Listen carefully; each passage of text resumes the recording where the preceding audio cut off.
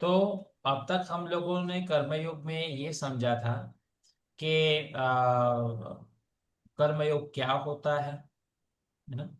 उसके उपरांत हमने समझा था कि कर्म के प्रकार क्या होते हैं, विहित कर्म, હા, निश्चित कर्म। उसके થઈ उपरांत ગયું ને? ભલે નીકળો. હા, उसके बाद में हम लोगों ने હજી આવ્યા નથી? આવો. उसके उपरांत हम लोगों ने ये समझा था कि संचित कर्म, प्रारब्ध कर्म और क्रियामान कर्म क्या होते हैं, है ना। उसके बाद में हम लोगों ने भगवत गीता के अनुसार समझा था कि कर्म, अकर्म, विकर्म क्या होता है। करेक्ट, इतना हमने समझा था। इससे भी एक बारीक चीज आज हम समझने जा रहे हैं। इससे भी बारीक चीज, हाँ, ये है तो विहित कर्म निश्चित कर्म के अंतर्गत ही, परंतु एक ऐसी बात भी हम जानेंगे इसमें कि जो जानना अत्यंत आवश्यक है ना, क्योंकि संसार के साथ जुड़ा हुआ है। तो योग सूत्र क्या कहते हैं, पतंजलि मुनि योग कर्मयोग के बारे में क्या कहते हैं, कर्म के बारे में क्या कहते हैं। कर्म तो आप समझ ही गए होंगे, कर्म क्या होता है। जब क्रिया के साथ मन लगता है तब वो कर्म हो जाता है ना। नहीं तो मन नहीं होता है तो सिर्फ वो क्रिया होती है, तो हर क्रिया प्रतिक्रिया तो होनी ही है।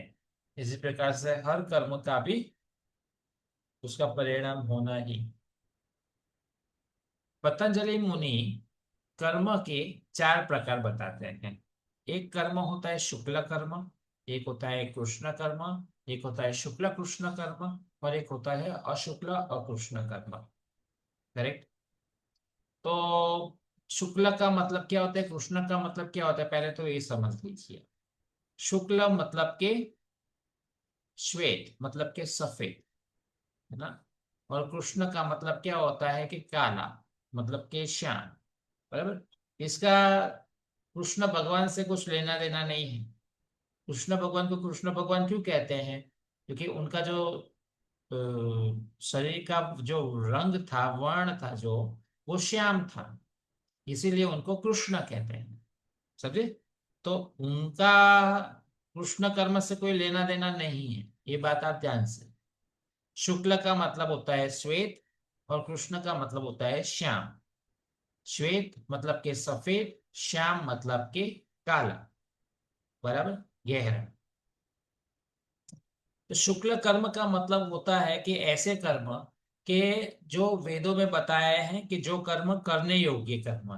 तो कैसे कर्म, विहित कर्म, करने योग्य कर्म, ऐसे कर्म। हमने समझा था ना, विहित कर्म क्या होता है, निषिद्ध कर्म क्या होते हैं, है ना। तो ऐसे कर्म जो वेदों में बताए हैं करने योग्य कर्म होते हैं, अच्छे कर्म जो होते हैं जिससे हमें पुण्य की प्राप्ति होती है, ऐसे कर्म, तो उसे शुक्ल कर्म कहते हैं। तो कृष्ण कर्म क्या होता है कि वो ही जो कर्म न करने को कहे गए हैं, मतलब कि निषिद्ध कर्म, चोरी करना, फिर डाका डालना, अ, मनमानी करना, या तो फिर अनाधिकृत झूठ बोलना. करना, आदि आदि आदि, तो वो क्या होता है, पाप कर्म। तो उसे निषिद्ध कर्म कहते हैं। तो इतने तो समझ में आ गए आपकी बातें। बराबर। अब आपको विचार आएगा कि इससे ज्यादा तो क्या होगा। नहीं, इससे ज्यादा है, इससे ज्यादा है। बस वही जानना है हमें, इसीलिए अभी आगे समझना पड़ेगा। तीसरा कर्म क्या होता है, तीसरा कर्म होता है शुक्ल कृष्ण कर्म। क्या होता है, शुक्ल कृष्ण कर्म। अभी ध्यान से सुनना। अभी यदि ध्यान से नहीं सुनोगे ना, तो फिर आपको मुझे बार बार पूछना पड़ेगा, सर ये क्या होता है। आप लोगों ने दिवाली में मिठाई खाई है ना। तो बड़ी से बड़ी अच्छी ब्रांड की मिठाई खाते हो कि नहीं खाते हो। तो आप यही सोच के खाते हो ना कि वो जो अच्छी ब्रांड की मिठाई है इसीलिए ये सर्वश्रेष्ठ ही होगी, उसने सर्वश्रेष्ठ चीज वस्तुओं का इस्तेमाल किया हो। तो आप चाव से लाते हो, चाव से खाते हो, खुश हो जाते हो, और बखान करते हो। पर आपको सच्चाई यदि पता चले कि वो जो आप जिसे श्रेष्ठ मानते हो उसमें श्रेष्ठता नहीं है पर मिलावट है, तो आपके एंड से तो आपने गलत नहीं किया, किसके एंड से गलत हुआ, उसके एंड से गलत हुआ। तो ऐसे कर्म जो सबको लगते तो सही है, भोगने वाले को भी लगता है कि सही है, पर जो वाकई ही सही नहीं होता है, मिलावट वाला होता है। ऐसे कर्म क्या होते हैं? शुक्ल कृष्ण कर्म होते हैं, जो क्या करते हैं, अंततः हानि करते हैं एट द एंड। मुझे आप लोग ये बताओ कि खाना खाते हो, वो टेस्टी है, इसका मतलब ये है कि वो पोषण क्षम है? वो तो जब पचेगा तब पता चलेगा ना, है ना? तो जिसका जो पाचन होता है ना, वो खराब होता है। तो वो जिस कर्म का, मतलब कि जिसका परिणाम जो होता है ना, वो खराब होता है, उसे कहते हैं शुक्ल कृष्ण कर्म। बात समझ में आ रही है आपको कि नहीं आ रही है? ना आ रही है तो बाद में पूछना, ठीक है? ऐसे कर्म जो होते हैं मलिन, परंतु न करने वाले को लगता है कि ये मलिन है, न उस कर्म को भोगने वाले को लगता है कि ये मलिन है, ऐसे कर्म होते हैं शुक्ल कृष्ण, जो अंततः क्या करवाते हैं, परेशानी का कारण बनते हैं। तो ऐसे कर्म जिसमें पुण्य कर्म हो और पाप कर्म हो, दोनों का मिश्रण हो, ऐसे कर्म शुक्ल कृष्ण कर्म होते हैं। और ऐसे ही कर्म बार बार जन्म लेने के लिए कारण होते रहते हैं। आप लोग यहाँ पे आए हो तो अच्छा है ना, मुझे भी अच्छा लग रहा है ना, आपको भी अच्छा लग रहा है ना। पर आप अपने मन के साथ ना अभ्यास करो, सिर्फ यहाँ पे बैठे हो और अलग अलग विचार साथ में कर रहे हो, तो ये क्या कर्म हो जाएंगे? शुक्ल कृष्ण कर्म। जिन लोगों को पता है कि मुझे यहाँ आना चाहिए पर वो आते नहीं है यहाँ पे, तो उन्होंने क्या किया? कृष्ण कर्म किया उन्होंने। जो लोग यहाँ पे आए, मन से पढ़ा, तो वो कर्म कौन से हुए? वो शुक्ल कर्म हुए। और जो लोग यहाँ पे आए, बैठे, मन से बैठे, और उनका उद्देश्य क्या था? मुझे मोक्ष की प्राप्ति हो जाए, तो वो कर्म कौन से होंगे? वो अशुक्ल अकृष्ण कर्म होंगे।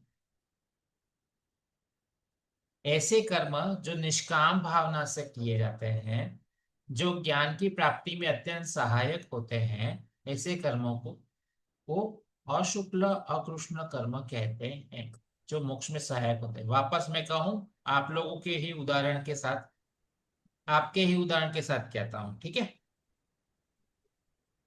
कुछ लोग अब यहाँ आते हो आप, है ना? तो सर्टिफिकेशन पर्पज से आते हो, है ना? कि भाई मैं मन से पढ़ाई करूंगी, करूंगी तो मुझे एक दिन सर्टिफिकेट मिलेगा, तो मेरे मुझे एक कागज का टुकड़ा मिलेगा। तो ये कैसे कर्म होंगे? शुक्ल कर्म। आते हो, पर्पस है सर्टिफिकेट लेना, परंतु मन से नहीं बैठते हो, सिर्फ बैठते हो पर आपका मन कहीं और पे चलता है, तो वो कैसे कर्म होते हैं? वो होते हैं कृष्ण कर्म। नहीं सॉरी, वो होते हैं शुक्ल कृष्ण कर्म होते हैं।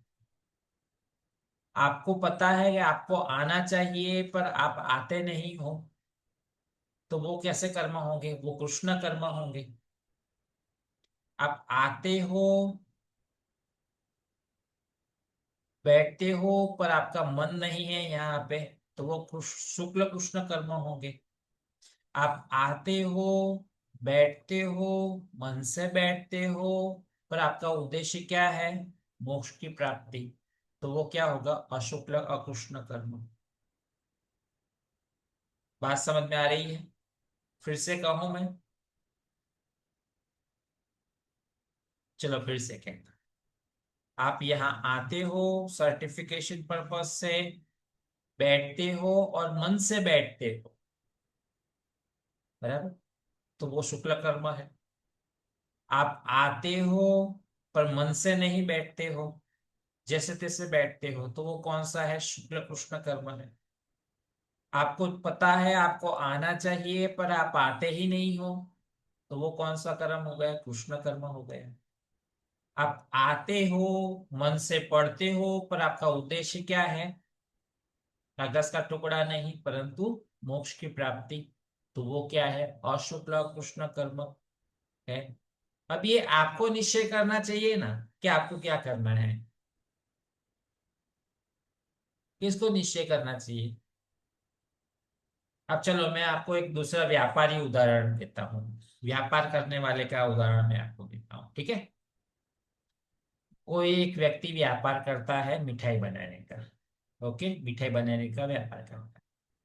अब मिठाई बनाने का व्यापार करता है तो सोचता है कि मैं दुनिया की सर्वश्रेष्ठ मिठाई बनाऊंगा, है ना, जिससे लोगों का स्वास्थ्य भी बना रहे और लोगों को स्वाद भी अच्छा मिले। ऐसा सोच के वो सर्वश्रेष्ठ सामग्रियों के साथ वो भोजन बनाता है, मतलब कि मिठाई बनाता है। तो वो कौन सा कर्म हुआ उसका, शुक्ल कर्म हुआ, बराबर। अब दूसरा, तेल लेने जाए लोग, मुझे क्या फर्क पड़ता है, लोगों को स्वास्थ्य मिले या स्वास्थ्य ना मिले, मेरी तो मिठाई बिकनी चाहिए, वो मेरा तात्पर्य है। तो वो दिखावे के लिए तो ये कि हमारे जैसी मिठाई तो आपको कहीं पे भी नहीं मिलेगी, चखो आप, आपको पता चल जाएगा, और चखने में है भी बहुत अच्छा, है ना। और लगता है कि नहीं, ये तो ऊपर ऊपर देखो इतना केसर लगाया हुआ है, उसके भीतर इतने ड्राई फ्रूट है, सच्ची में ये तो बहुत क्वालिटी वाली मिठाई है, पर अंदर सब कुछ गोलमाल। तो वो क्या है, वो शुक्ल कृष्ण कर्म है ना। अब तीसरा, तीसरा क्या है कि सबको भी पता है, करने वाले को भी पता है, खाने वाले को भी पता है कि सामग्री ठीक ठाक है, पर फिर भी ठीक है, चलता है। इस इतनी सस्ती मिठाई कहीं पे मिलती ही नहीं है तो ले लेते हैं, त्योहार का समय है, घर में लोग आने वाले हैं, मेहमान वगैरह, तो उनको खाने के लिए चलेगा, अपने नहीं खाएंगे, तो वो कौन सा कर्म होगा, कृष्ण कर्म होगा ना। परंतु यदि आप अपने घर पे, या वो मिठाई वाला मिठाई इसीलिए बना रहा है कि उसे भगवान को भोग लगाना है, तो भोग लगाने के लिए जितना सर्वश्रेष्ठ हो भी सकता है उससे भी सर्वश्रेष्ठ करके वो मिठाई बनाएगा अच्छी भावना के साथ, और बनाएगा, तो वो कर्म क्या होगा उसका, अशुक्ल कृष्ण कर्म होगा। बात समझ में आ रही है आपको। तो परिणाम अलग मिलेंगे ना हर एक के, परिणाम अलग नहीं मिलेंगे, परिणाम भावना के अनुसार मिलते हैं, परिणाम कर्म के अनुसार नहीं मिलते हैं, ये बात हमेशा के लिए ध्यान में रखें। मेरा पढ़ाने की भावना क्या है आपके प्रति, उससे निश्चय होता है कि मुझे इससे परिणाम क्या मिले। आपकी भावना क्या है पढ़ने का, उससे निश्चय होगा कि आपको इसका परिणाम क्या मिलेगा। बात समझ में आ रही है? या और उदाहरण दूं मैं आपको। अब ध्यान से देखिए, ये एकदम प्रैक्टिकल बातें हैं। तो ये जो प्रैक्टिकल बातें हैं ना, ये पतंजलि मुनि ने बताई। इससे पहले जितने भी हमने उदाहरण देखे या जो भी हमने समझा, संचित कर्म, प्रारब्ध कर्म, क्रियामान कर्म, वो टेक्निकल बातें हैं, करेक्ट। तो हमने विहित कर्म, निश्चित कर्म देखा, वो भी वही बात है, बात तो यही चल रही है। पर ये सूक्ष्म बातें उन्होंने बताई कि भाई विहित कर्म तो करना चाहिए, वो तो आपने बताया, पर वो कौन सी भावनाओं के साथ आप करते हो वो मायने रखता है कि जो आपको मोक्ष देगा या संसार देगा। सही बात है ना, कि नहीं, नहीं सही है। शुक्ल कर्म करोगे तो भी पैसा मिलेगा उस मिठाई वाले को, शुक्ल कृष्ण कर्म करेगा तो भी पैसा मिलेगा, मिलेगा ना। पर शुक्ल कृष्ण कर्म करेगा तो अभी मिलेगा, एक दिन उसकी उसकी चोरी पकड़ी जाएगी तो फिर खत्म हो जाएगा। पर शुक्ल कर्म करेगा तो हमेशा ही उसे कमाई होगी। पर यदि अशुक्ल कृष्ण कर्म किया तो मैं बनाऊंगा मेरे भगवान के लिए, फिर तो वो क्या होगा, वो उससे भी और बेहतर होगा। बात समझ में आ रही है कि नहीं आ रही है। इसीलिए पतंजलि मुनि ये कहते हैं कि अशुक्ल अकृष्ण कर्म कीजिए। जो भी कर्म आप कर रहे हो उसके पीछे की भावना मोक्ष प्राप्ति होनी चाहिए, न कि संसार। ऊपर के सारे कर्म जो शुक्ल कर्म है, कृष्ण कर्म है, शुक्ल कृष्ण कर्म है, ये सांसारिक कर्म होते हैं। और चौथा जो है वो मोक्ष प्राप्ति हेतु कर्म किए जाते हैं। बात समझ में आ रही है? तो आपको वाईसीबी क्यों करना चाहिए? क्यों करना चाहिए सर? मोक्ष के लिए। अशुक्ल, नहीं, अशुक्ल और कृष्ण मोक्ष कर्म के लिए सर। हाँ, उसके लिए करना चाहिए आपको, हम्म। भावना के साथ करना चाहिए, अशुक्ल अकृष्ण कर्म की भावना कृष्ण कर्म के चाहिए। साथ। तो बाकी के रूप में करोगे तो कोई गलत चीज है? गलत नहीं है, पर वो आपको सांसारिक लाभ प्राप्त होगा, आपको मोक्ष प्राप्ति के लिए सहायक नहीं होगा वो। करेक्ट? ये होगा। तो ये उसका परिणाम है, ये आपको यस सर। समझना जरूरी था, इसलिए मैंने कल शॉर्ट में आपको नहीं समझाया। मैं आशा रखता हूँ आपको समझ में आया होगा।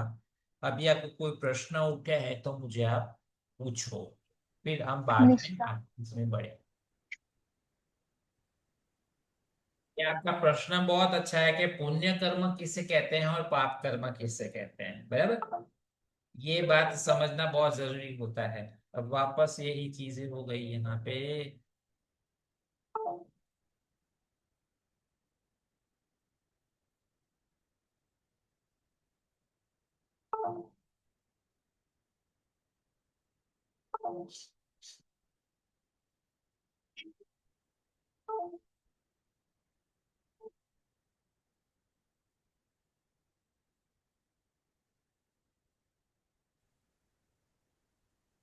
बिल्कुल सही कहता हूँ ना, जब इम्पोर्टेंट बात कहता हूँ ना तभी ये इंटरनेट का इश्यू आता है।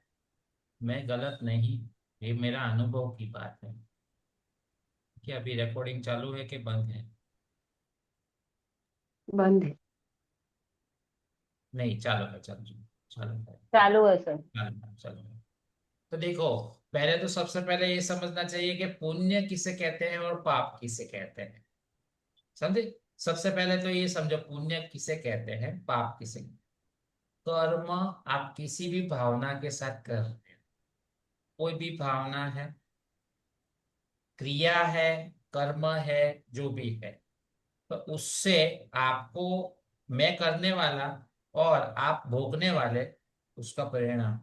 तो आपको मेरे ये जो क्रिया करे किया या कर्म किया, जो भी मैं कहूँ, उससे आपको अच्छा लगा, आपको सुकून लगा, हम्म। अच्छा लगा, बेहतर लगा, खुशी हुई और सुख हुआ और अच्छा लगा, जो भी है, जैसा भी है, तो वो पुण्य है। मेरे मोटिव्स कोई भी हो,